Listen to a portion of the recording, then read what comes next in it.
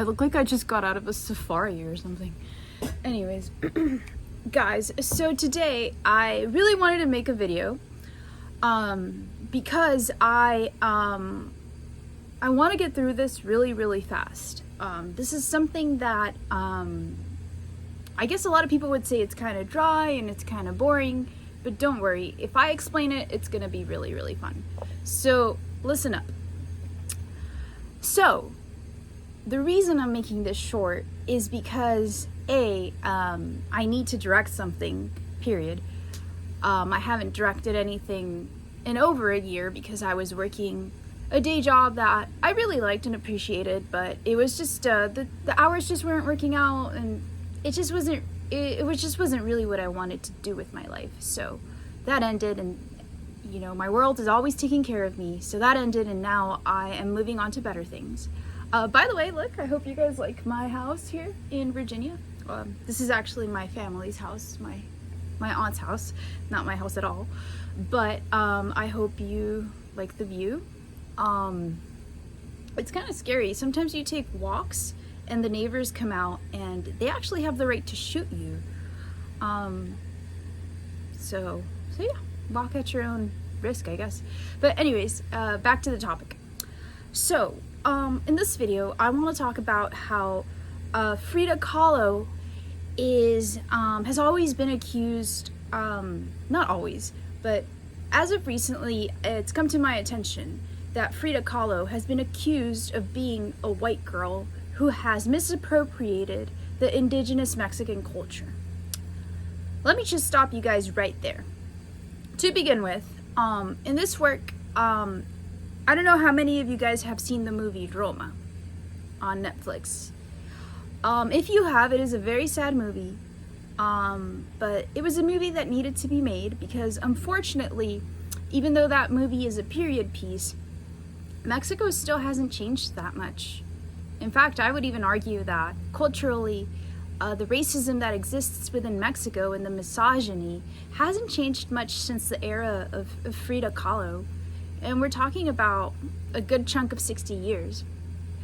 Anyways, traveling through Mexico, I interviewed a lot of people. I interviewed historians, people at clubs, people at restaurants, teachers, people that would sell stuff outside of Frida Kahlo's museum. I would interview them and I would ask them, what do you know about Frida? And guess what people told me? I don't know much about Frida. I just kind of know that she's Diego Rivera's wife. And guess what else they told me? We just teach a little chapter about her in school. But I don't know much about her work. I just kind of know about Diego. Guys, let me stop you guys right there. That pissed me off.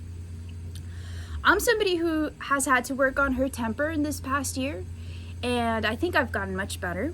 But I really wanted to give people what I call a bofetada, kind of like a slap in the face, because Frida Kahlo's image is used worldwide. You can be the most un-art cultured person in the world, and you still would recognize that unibrow.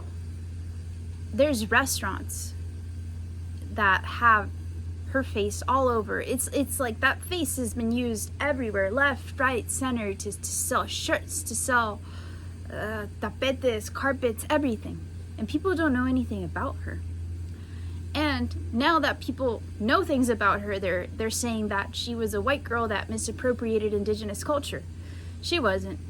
In fact, she was part indigenous. Fun fact, most people in Mexico are part indigenous. I'm part indigenous. They call it mestizo, which is the mixture of European and indigenous. In the United States, they call it I'm part Native American. I've heard a lot of Americans say stuff like that, but with us, it's different because it's not that we remember that we were part of a reservation generations and generations ago. It's the fact that our grandpa or our grandma was legitimately like a Nahuatl or an Aztec or a Mayan or a Tijuana. And anyways, yeah. So yeah, Frida was not a white girl. Frida was not white at all. She was a mixed mestiza.